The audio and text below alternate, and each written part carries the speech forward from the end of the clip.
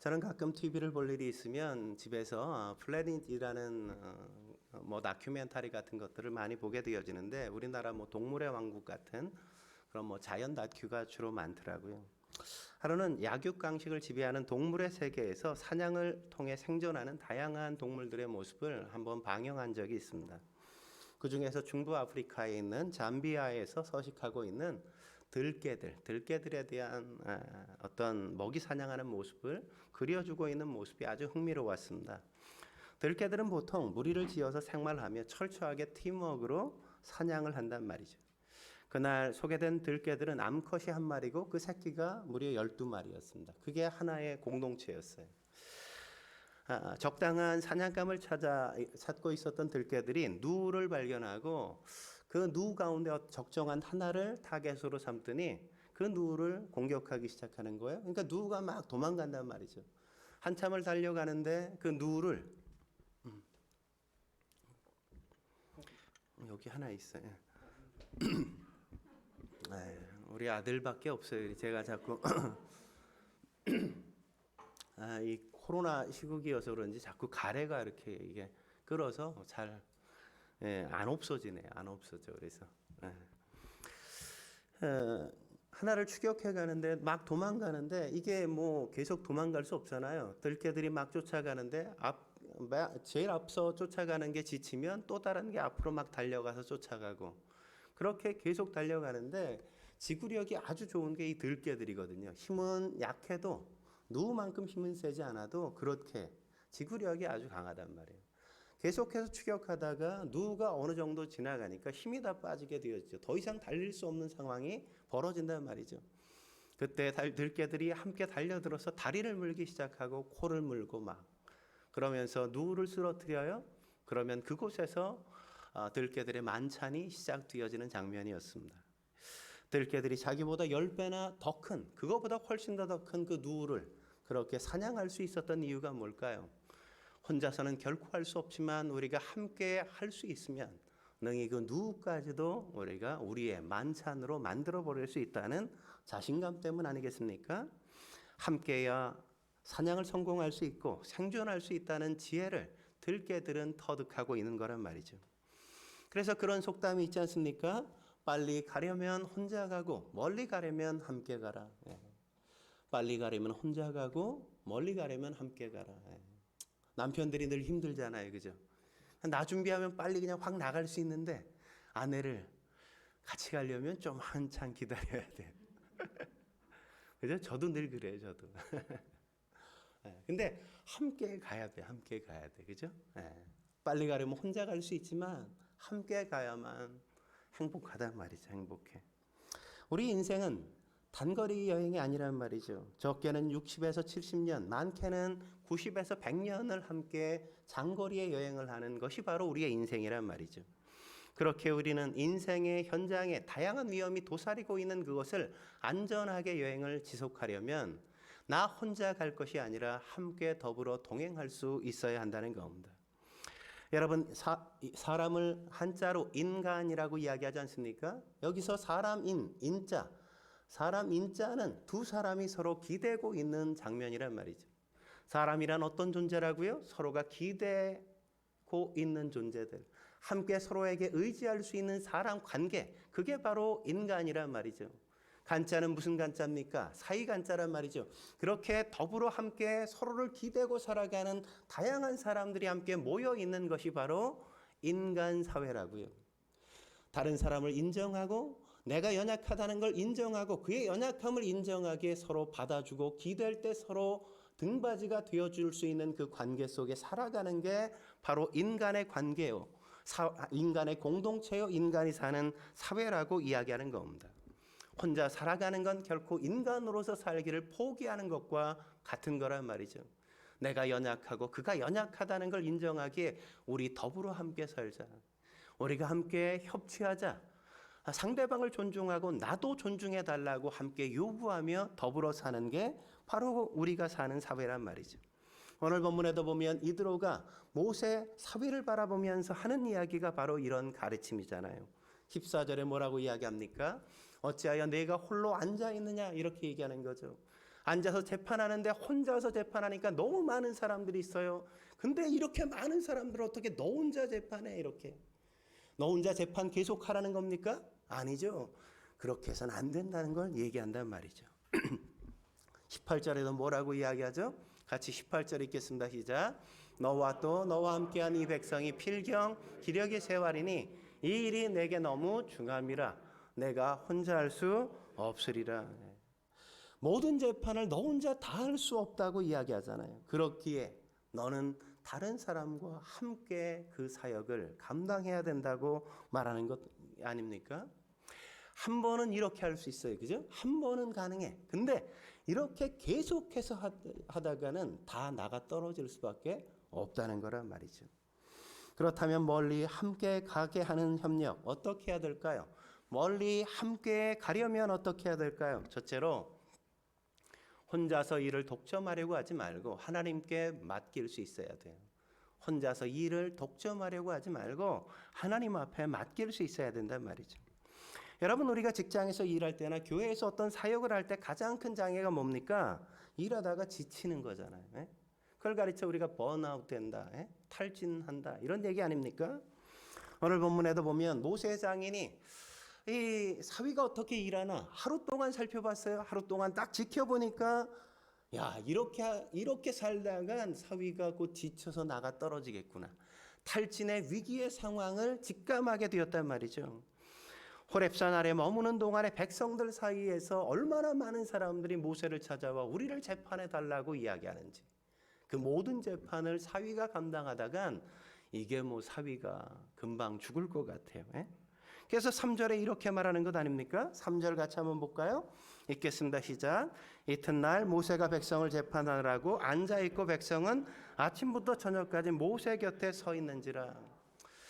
언제까지요? 아침부터 저녁 때까지 하루 온종일 앉아서 재판을 하는데, 재판을 하는 모세 역시도 문제이지만 그 재판을 기다리고 있는 이 백성들, 떼약 곁에서 그냥 하루 왼종일 기다리고 있는 게 모세도 지쳐서 탈진하고 번아웃 될 뿐만 아니라 백성들 역시도 그걸 기다리면서 다 지쳐서 나가 떨어질 상황이란 말이죠.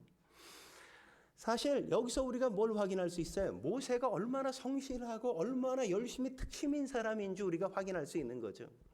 우린 적당하게 하지 않습니까? 대충 좀 하고 생색을 내고 적당히 쉬고 이러는 게 인간의 마음이잖아요. 성실하기보다 적당하게 성실하고 싶어 하지 않습니까?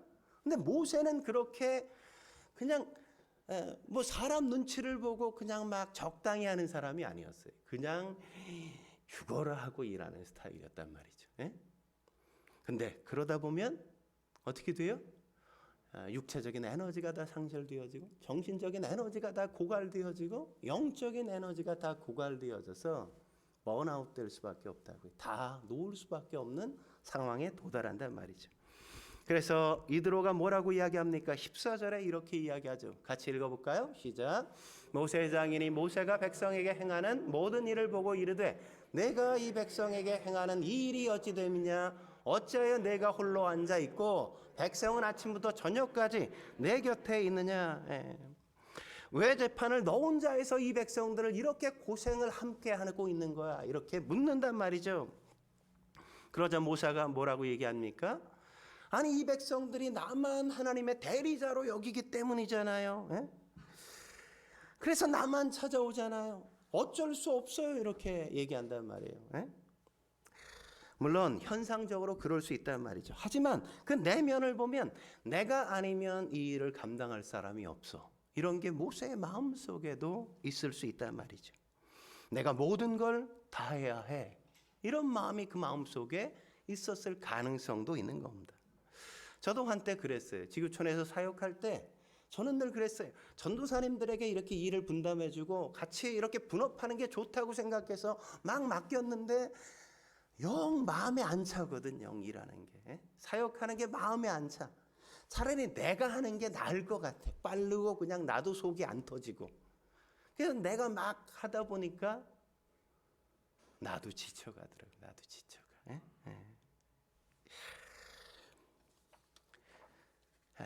어떤 문제가 생겼어요? 그래서 두 가지 문제가 생기죠. 혼자 그냥 다 일을 감당하다 보니까 어떤 현상이 벌어지냐? 두 가지. 첫째, 능률이 떨어지기 시작했어요. 능률이 떨어졌어요. 17절에 그래서 이드로가 그걸 지적하지 않습니까? 17절 뭐라 그래요? 모세 장인이 그에게 이르되 내가 하는 것이 옳지 못하도다. 로토브라는 단어예요. 우리가 보시기에 좋았더라, 좋지 못하도다. 이 단어가 그 단어예요. 이건 도덕적이고 종교적으로는 선하지 않다 이런 의미지만 여기서 이게 도덕적으로 신앙적으로 선하지 않다 그런 의미가 아니라 경제적인 의미로는 이익이 되지 않는다 이런 의미가 여기에 포함되어 있는 겁니다.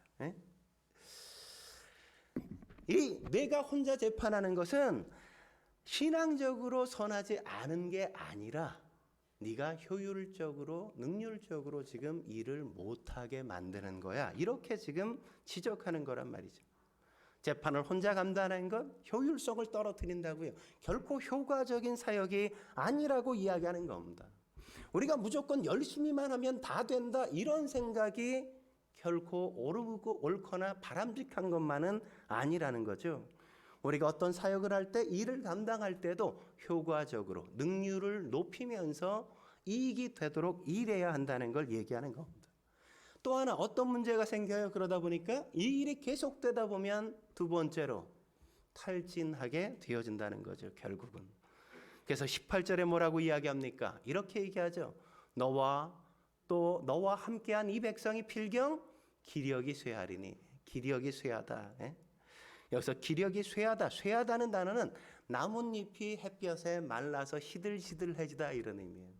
사람으로 하면 기운이 점점 빠져가지고 우울해져가지고 더 이상 삶에 대한 의미를 못 찾고 그냥 번아웃돼서 이렇게 사내니 그냥 죽는 게 낫겠다.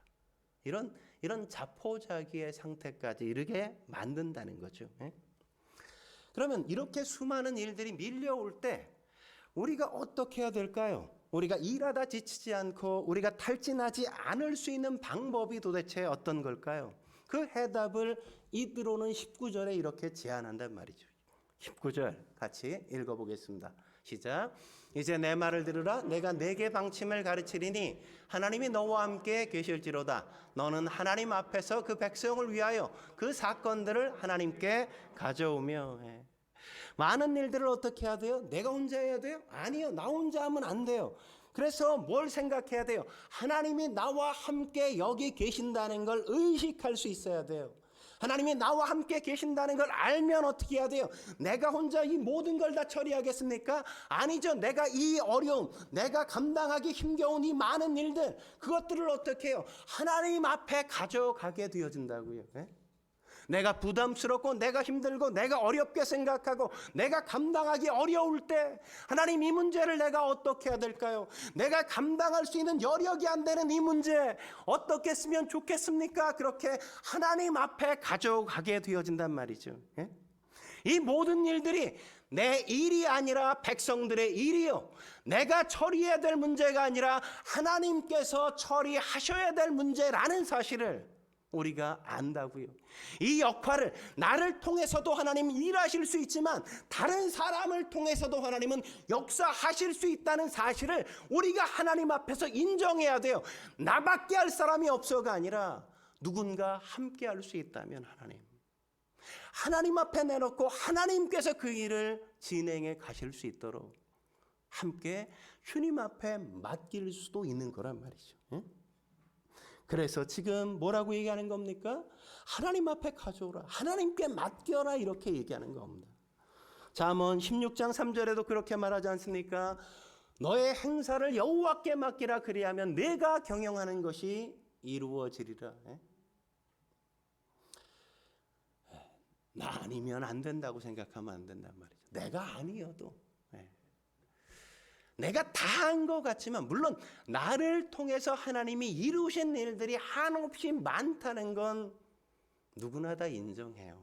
그러나 모든 일을 다 나를 통해서만 하시는 건 아니라는 것도 우리는 인정해야 된다고. 하나님께 맡기면 하나님께서 하나님의 때 하나님의 사람들을 통해서 또다시 그 일을 진행하실 걸 믿어야 하나님 앞에 맡길 수 있는 거죠. 맡길 수 있는 거죠. 저는 우리가 이 시간 우리가 하고 있는 무거운 짐들을 하나님 앞에 좀 맡길 수 있었으면 좋겠어요. 내가 다 하겠다가 아니라 하나님 앞에 가져가서 하나님 어떻게 해야 됩니까? 내가 하기엔 너무 부담스럽고 어렵습니다. 그렇게 맡길 수 있으면 좋겠어요. 여러분 수영 잘하는 사람 어때요? 수영 잘하는 사람 어떤 사람이 잘합니까? 물에 나를 맡길 수 있는 사람이 잘하죠. 그죠? 행글라이딩 어떤 사람이 잘해요? 바람에게 자기의 몸을 맡기고 글라이더를 맡기는 사람이 행글라이딩을 잘하는 거예요. 맡기지 않으면 바람과 싸워야 되고 물과 싸워야 되다 보니까 그냥 금방 지쳐가지고 나가 떨어질 수밖에 없다고요. 마찬가지예요. 우리의 인생을 창조하시고 우리의 삶을 계획하시고 이 땅에 우리를 의미 있게 보내신 하나님의 목적과 뜻 앞에 나를 맡기고 내가 다 하려고 하는 것이 아니라 하나님께서 하실 일들이 있다면 하나님 앞에 맡겨서 하나님의 하게 하시는 것, 그게 바로 우리가 할 일이란 말이죠. 하나님 앞에 가져가고 하나님 앞에 맡기면 내 마음에 평안이 있어요. 우리가 자유로워진단 말이죠. 마음의 안식을 찾게 되어져요. 하지만 하나님 앞에 맡기지 못하면 내가 계속 그 일에 집착하게 되어지고 내가 막 뭔가를 하려다 보면 일들을 다 나 혼자 독점하게 되어지고 그러다 보면 사람과의 관계도 스트레스를 받아서 막 쏟게 되어지고 그러다 보면 우리가 파괴적인 인생을 살아가고 있는 나를 발견하게 될 수밖에 없다고요. 한평생을 역사만 연구한 역사가인 베아드라는 크리스찬 역사가가 말하기를 이렇게 얘기했습니다. 그가 인생을 살고 역사를 쭉 보니까 그의 고백이 이거예요. 그저 모든 것이 하나님의 마음대로 되더라.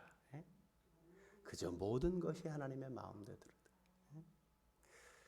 내가 꼭 해야 되는 게 아니에요. 누군가를 통해서 하나님은 하실 수 있다는 사실을 인정할 수 있어야 우리가 맡길 수 있는 겁니다. 바울은 로마서 11장 36절에 이렇게 말하죠. 이는 만물이 주에게서 나오고 주로 말미암고 주께로 돌아감이라. 다 하나님에게서 나오고 주께서 이루어 가시고 주께로 우리는 돌아갈 거란 말이에요. 그걸 인정할 수 있어야 돼요. 하나님이 역사를 통치하시고 내 인생의 주인이 되신다는 걸 인정할 수 있어야 맡길 수 있는 겁니다. 한 걸음 더 나아가 멀리 함께 가게 하는 협력 어떻게 해야 될까요? 두 번째, 문제가 발생한 후 뒤처리하려고 하지 말고 앞서서 예방할 수 있어야 한다고요. 여러분 협력을 잘해야 할 이유는 문제가 발생한 후에 처리를 잘하기 위한 게 아니라 문제가 발생하지 않도록 예방하기 위해서라고요. 오늘 이드로의 권면도 바로 그거 아닙니까? 문제가 발생하지 않도록 하기 위해 어떻게 하라고 이야기합니까? 20절에 이렇게 얘기하죠. 20절 같이 읽어볼까요? 20절 읽겠습니다. 시작. 그들에게 율례와 법도를 가르쳐서 마땅히 갈 길과 할 일을 그들에게 보이고 그들이 마땅히 할 일과 마땅히 갈 길을 알게 하라고요. 보게 하라고요. 뭔 문제만 생기면 이걸 어떻게 해야 되는지 모르니까 다 모세에게 갖고 오잖아요. 뭐 사사건건 뭐 집안에 뭐 부부싸움 나도 뭐만 생기면 다 모세에게 몰려오니까 도대체 이걸 감당할 수 없어. 마땅히 해야 할 일, 갈 길을 몰라 어떻게 가야 되는지. 그러니까 다 그냥 모세만 찾아오는 거예요. 그러니까 이드로가 뭐라고 얘기해요? 그렇게 마땅히 갈 길과 할 일을 어떻게 하라고요? 알게 하기 위해서 어떻게 해야 돼요? 율법과 규례를 가르치라고요. 다시 말하면 하나님의 말씀을 그들에게 가르치라는 얘기입니다. 여기서 가르치다는 단어는 빛을 비추다, 밝히다 이런 의미입니다. 어둠을 밝히고 그들의 무지를 깨우쳐서 그들이 어떻게 하나님의 뜻대로 바르게 살 수 있는지 그런 환경과 여건 상황 속에 어떻게 판단하는 게 바른고 합리적이고 하나님 앞에 합당한지를 그들이 늘 평상시 가르쳐서 그들이 스스로 문제를 해결할 능력을 키워줘야 한다고 이야기하는 거란 말이죠. 그래야만 사사건건 모세를 찾아오지 않는다고요. 저는 이게 지금도 마찬가지라고 생각합니다. 문제를 스스로 해결할 수 있게 할 뿐만 아니라 번거로운 일들을 줄이는 유일한 방법은 하나님의 말씀을 가르쳐서 각자가 능력치를 키워가는 것밖에 없단 말이죠. 물론 하나님의 말씀을 가르친다고 하루아침에 그냥 다 모든 문제가 사라지고 그냥 편안하게 사는 건 아니에요. 하지만 말씀을 가르치는 시간이 오래 지속되면 될수록 그런 가져오는 문제들은 적어질 수밖에 없다고. 왜냐하면 개인의 능력이 커지니까.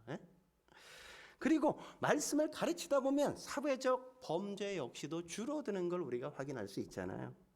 여러분, 천국과 지옥이 있다고 믿으십니까? 만약 그걸 있다고 믿는다면 어떻게 하겠어요? 쉽게 죄를 범하겠어요? 아니죠. 부흥의 시대 때는 천국, 지옥이 있다는 사실을 두려워해서 술집이다 문 닫고 범죄율이 확 줄어서 경찰이 할 일이 없어졌다고 보고되고 있는 현실을 우리가 보잖아요. 천국과 지옥이 없어. 이 세상이 사는 게 전부인 것처럼 얘기. 죽으면 끝인데 뭐 그냥 내 마음대로 살지.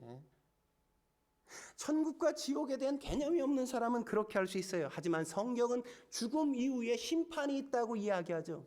심판 뒤에 어디로 나누어져요? 어떤 사람은 천국에 가고 어떤 사람은 지옥에 떨어질 수밖에 없다 이거죠. 그 사실을 알면 함부로 말하거나 함부로 행동할 수 없는 겁니다. 여러분, 우리가 성경을 배워야 할 이유가 뭡니까? 디모데후서 3장 16절 17절에 이렇게 말하잖아요. 같이 읽겠습니다. 시작. 모든 성경은 하나님의 감동으로 된 것으로 교훈과 책망과 바르게 함과 의로 교육하기에 유익하니 이는 하나님의 사람으로 온전하게 하며 모든 선한 일을 행할 능력을 갖추게 하려 함이라. 성경은 우리를 하나님의 사람답게 온전하게 만들어준다고요. 인격적으로. 또 하나, 모두를 행할 능력을 하나님의 사람답게 능력 있는 삶을 살아갈 수 있도록 만들어줘요. 앞에 거는 뭐예요? 인격에 대한 부분이고 두 번째는 실력에 대한 부분이란 말이죠. 그러니까 그 사람이 참 신앙이 좋은가? 우리는 두 가지 보면 아는 거예요. 하나, 그 사람이 인격이 됐는가? 또 하나 뭐요? 그 사람이 능력 있는가? 둘 중에 하나가 없으면 아직도 신앙이 여린 사람이다 이렇게 우리가 어린 사람이다 우리가 보면 맞는 겁니다.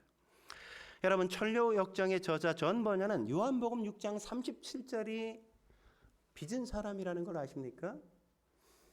요한복음 6장 37절은 이런 말씀입니다. 아버지께서 내게 주시는 자는 다 내게로 올 것이요 내게 오는 자는 내가 결코 내어 쫓지 아니하리라. 그게 존 버녀를 만들었다고요. 여러분, 마틴 루터를 종교 개혁자로 만든 게 로마서 1장 17절 말씀이라고요. 오직 의인은 믿음으로 말미암아 살리라. 이 말씀이 그를 붙들어서 위대한 종교 개혁을 이루어 나갔습니다. 윌리엄 캐리, 그를 현대 선교의 아버지로 만든 건 이사야서 54장 2절 말씀이에요. 내 장막터를 넓히라. 내가 살고 있는 이 영국 땅이 아니라 이 세계가 우리가 복음을 전해야 할 땅이구나. 사역해야 될 사역장이구나. 이 말씀을로 깨닫고 그는 인도 땅으로 가서 무려 40개의 언어로 성경을 번역했잖아요. 하나님의 말씀이 그 사람을 붙들어서 그 역사의 인물로 빚어간단 말이죠. 미국의 러시모아 산에 가면 화강암 벽에 새겨진 큰 바위 얼굴들 여러분 아시잖아요. 4명의 미국인들이 존경하는 대통령이 거기에 있죠. 거기에 새겨진 그 모든 사람들은 성경이 빚은 인물이었다는 사실을 우리가 확인할 수 있습니다. 조지 워싱턴이 뭐라고 이야기했습니까? 성경이 아니면 세계를 다스릴 수 없다. 그 다음 토마스 제퍼슨이 뭐라고 얘기했습니까? 미국은 성경을 반석으로 삼아 서 있는 나라다. 그 다음 아브라함 링컨이 뭐라고 그랬죠? 성경은 하나님께서 주신 가장 귀한 선물이다. 루스벨트도 이런 말을 했습니다. 같이 한번 읽어볼까요? 시작. 어떤 방면에서 일하는 사람이든 그가 자신의 생을 참되게 가꾸기를 원한다면 나는 그에게 성경을 묵상하라고 권하고 싶다. 여러분, 유대인은 전 세계에 얼마인지 아십니까? 1,500만 밖에 되지 않아요. 근데 노벨상을 탄 사람들의 3분의 1은 다 유대인이었습니다. 미국의 재벌 23%가 다 유대인이에요. 뉴욕 고등학교 교사 중 50%가 유대인입니다. 미국의 법조계 변호사 중에 20%가 유대인이에요. 프린스턴 대학 총장과 주요 책임자들 90%가 유대인이에요. 하버드, UCLA 의대 법대 교수 중에 50%가 유대인이란 말이죠. 그들이 그렇게 쓰임받게 된 놀라운 능력의 밑바닥에 뭐가 있습니까? 하나님의 말씀이 있다고요. 사람들은 말하기를 유대인들이 쉐마 교육을 통해서 하나님의 말씀에 붙들려 그들은 그런 인생을 살게 되었다고 이야기한단 말이죠. 유대인들은 아침에 일어나고 저녁에 잠들 때 쉐마 이스라엘, 마음을 다하고 목숨을 다하고 뜻을 다하여 주 너의 하나님을 사랑하고 내 이웃을 내 몸과 같이 사랑하라. 이 말씀을 아침과 저녁으로 자녀들과 함께 늘 암송한다고 하잖아요. 여러분, 하나님의 말씀은 이렇게 우리와 우리의 자녀들, 그들을 하나님의 사람답게 빚어간단 말이죠. 하나님의 사람으로 모든 선한 일을 행할 능력을 갖게 만드는 게 바로 이 말씀이라는 사실을 우리는 믿어야만 합니다. 우리가 그러므로 이 말씀으로 우리의 자녀와 나를 스스로 세워가지 않으면 우리는 무너지고 세상 풍파에 휘둘릴 수밖에 없다는 사실을 기억해야만 합니다. 오늘 우리가 우리의 자녀들에게 말씀을 가르치지 않고 내가 말씀으로 이 하루를 시작하지 않는 건 내가 문제가 발생하면 뒤처리나 하고 살겠다 이렇게 다짐하는 것과 다르지 않다고요. 그러므로 사랑하는 성도 여러분, 말씀을 가르치고 말씀을 가까이 하십시오. 말씀으로 사실 수 있길 주의 이름으로 축원합니다. 마지막으로 멀리 함께 가게 하는 협력 어떻게 해야 될까요? 세 번째, 이를 몰아 한꺼번에 해치지 말고 나눠서 분담해야 한단 말이죠. 나눠서 분담해야 돼요. 오늘 모세의 첫 번째 모습 그거 아닙니까? 그동안 출애굽해 홍해를 건넜어요. 마라를 지났어요. 흰강야를 지났어요. 르비딤을 지나 이제 호렙산 아래까지 왔어요. 그동안 얼마나 200만 명이 되는 사람들의 문제가 얼마나 많았겠습니까? 그동안 문제가 있어도 그냥 꾹꾹 눌러왔다고요. 참으라고 좀 더 가서 나중에 얘기하자고 그렇게 참게 하다가 더 이상 참을 수 없는 환경에 폭발 직전에 이르게 되어진 거죠. 그래서 호렙산 아래서 장막을 다 치고 그래 이제 여기서 좀 쉬자. 그래 이제 여기서 장막 쳤으니까 문제 있는 사람 다 와 이랬더니 하루아침에 다 오니까 그냥 뭐 새벽부터 밤늦게까지 재판이 끊이지 않는 일이 모세에게 밀려올 수밖에 없는 상황이 되어버렸다고요. 예? 여러분 우리도 그러지 않습니까?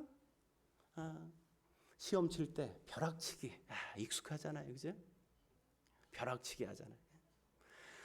그게 시험 칠 때만 그러잖아. 살아가면서도 여전히 벼락치기 했던 습관이 여전히 남아있어. 우리가 그냥 그때 하지 않고 늘 쌓뒀다가 더 이상 미룰 수 없을 때, 빨랫감도 미룰 수 없을 때, 청소도 더 이상 안 하면 안 될 때, 뭔가 문제가 쌓여서 더 이상 이렇게는 살 수 없는 환경이 될 때까지 놔뒀다가 한 방에 해쳐야지 이러니까 한 방에 그게 해쳐져요? 잘 안 되죠. 거기엔 또 후유증도 많이 일어나게 되는 걸 우리가 보잖아요. 오늘 모세가 그랬단 말이죠. 그러다 보니 모세도 지치고 백성들도 다 나가 떨어지기 일보 직전이었던 거죠.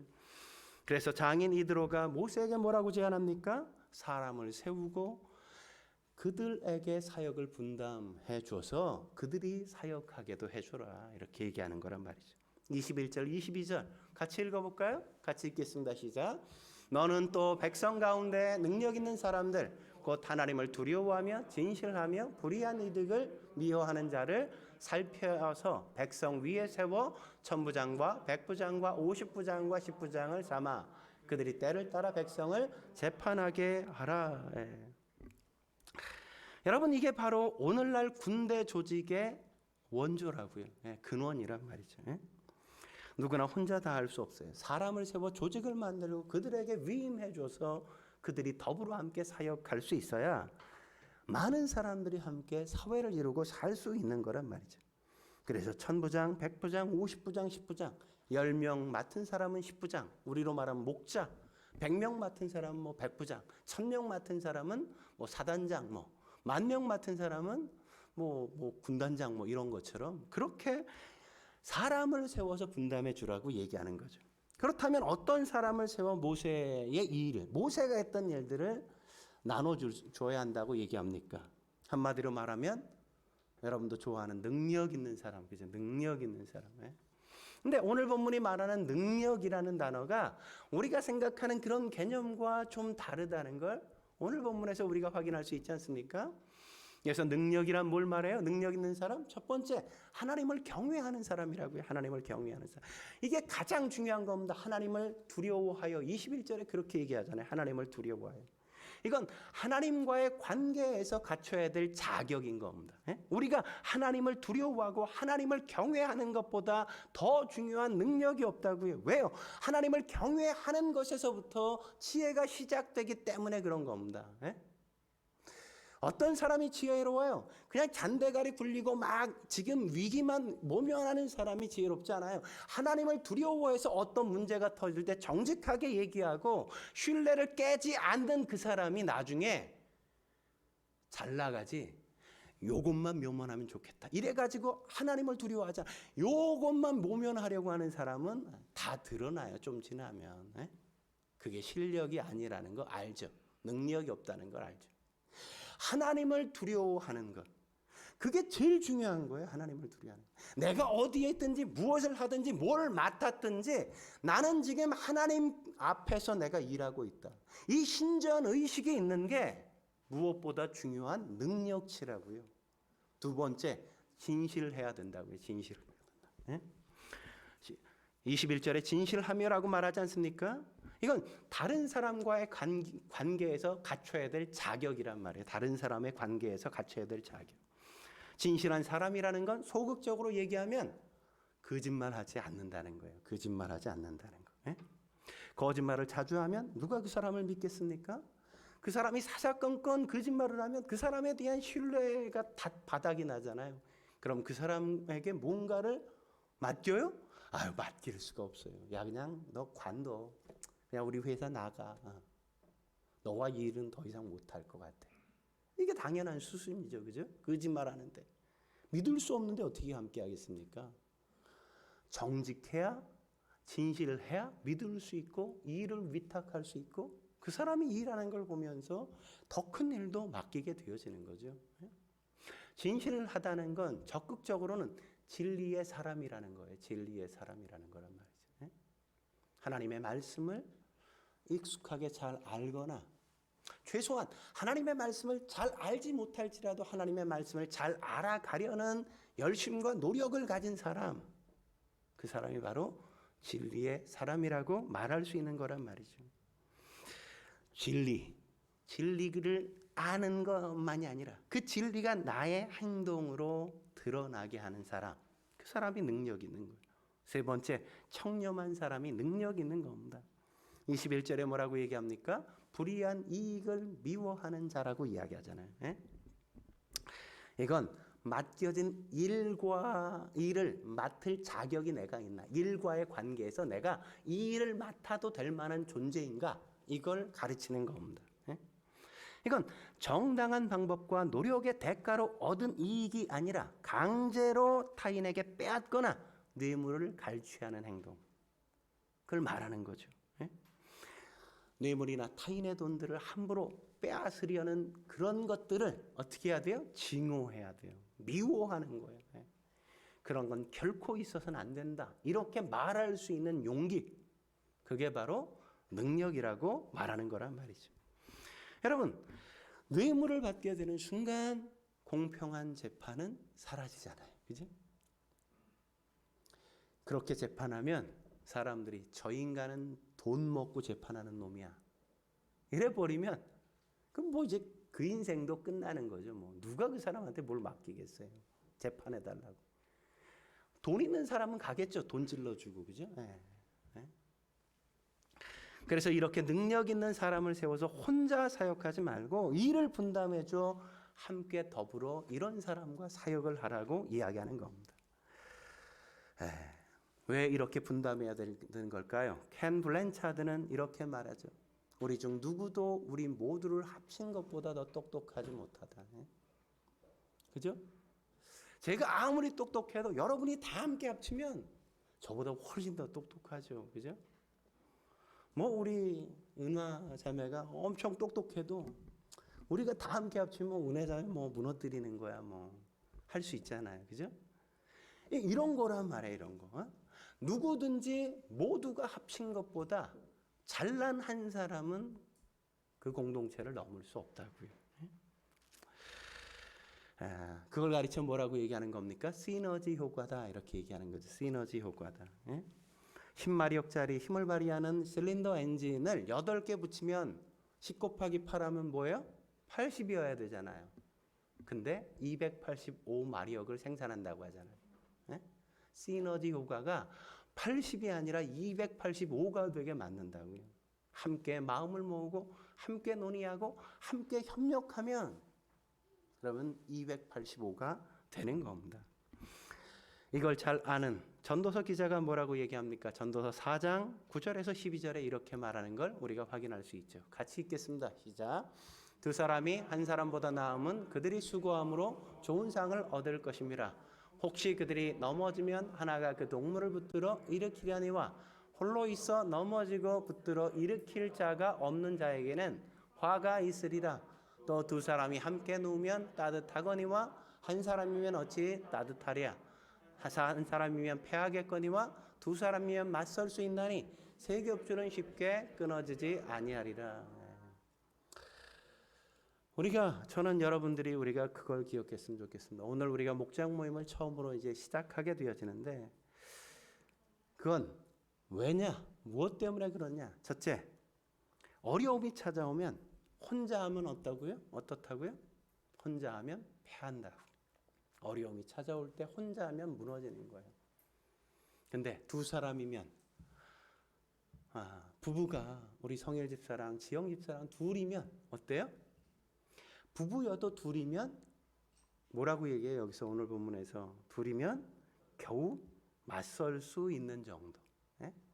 겨우 맞설 수 있는 정도. 그러니까 부부끼리만 나눠도 안 돼. 그러나 세 겹줄은 뭐라고 얘기합니까? 세 사람 이상이면 쉽게 패하지 못하느니라. 쉽게 패하지 않게 된다 이렇게 말씀. 우리 여름이도 그래서 막 저렇게 맞다고 얘기하잖아요. 여름이가 여름이보다 또 얼마나 똑똑해. 맞다고 이렇게 응원해주고. 그러므로 사랑하는 성도 여러분, 여러분들이 목장에 함께 소속해서 함께 나눔을 가지셔야 돼요.